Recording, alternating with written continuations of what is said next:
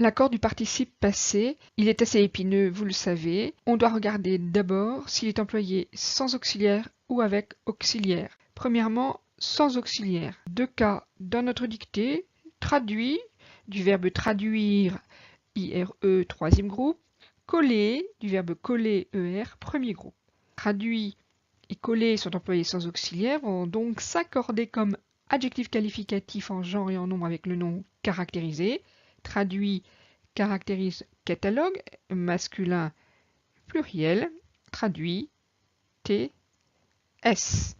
Coller caractérise échantillon, masculin pluriel, et le masculin pluriel participe passé d'un verbe du premier groupe, et S. Un autre participe passé, celui-là employé avec auxiliaire, l'auxiliaire avoir, il avait lancé, j'ai le verbe lancer au plus que parfait, donc j'ai eu besoin de avait l'auxiliaire avoir. Je pose donc la question du complément d'objet direct. Il avait lancé quoi? 200 000 catalogues. Voilà mon complément d'objet direct. Placé après avait lancé. Et comme il est placé après lancé, eh bien, pas d'accord. Pas d'accord. Lancé, E accent aigu. Les noms féminins en T ou entiers s'écrivent TE accent aigu ou TIE accent aigu. Et quoique féminin, sans E. Deux cas dans notre dictée, la publicité, les nouveautés. TE accent aigu. Je note ici les cas d'exception, dictée, pâté, jeté, monté, porté et tous les noms désignant un contenu comme assiété, brouetté, ou même, plus proche de nous, plus moderne, le nom nuitée. Alors l'infinitif ne varie pas, ne se conjugue pas, c'est une forme non personnelle du verbe. Deux cas où il s'agit d'une préposition qui commande l'infinitif, c'est le cas par exemple de a dépenser, a la préposition avec l'accent grave, dépenser, infinitif, donc terminaison en E, R. Infinitif encore, après le verbe faire, il les faisait illustrer, illustrer, là encore, infinitif du verbe du premier groupe, et c'est sur ces verbes-là qui posent problème, qui sont difficiles. E, R.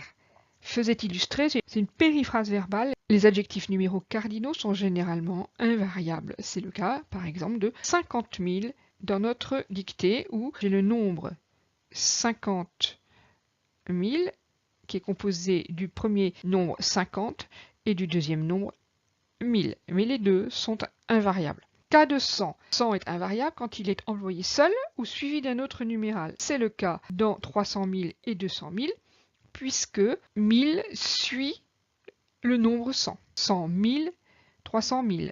Donc, invariable.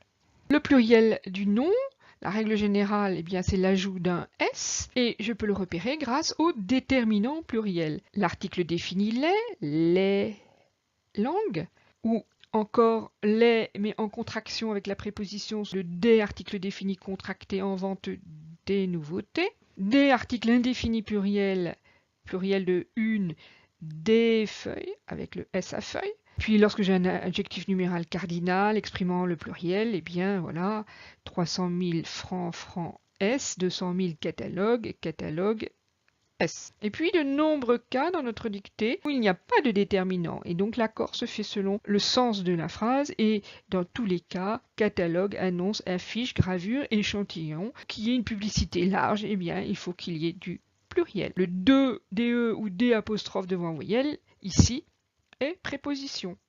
Alors dans ce roman de Zola, qui parle des grands magasins, l'essor des grands magasins au XIXe siècle, eh bien, nous avons le vocabulaire de la publicité dans les termes catalogue, annonce, affiche, échantillon. Alors, les catalogues, attention au U après le G pour avoir le son GE, ce sont les documents présentant selon un certain ordre les articles à vendre.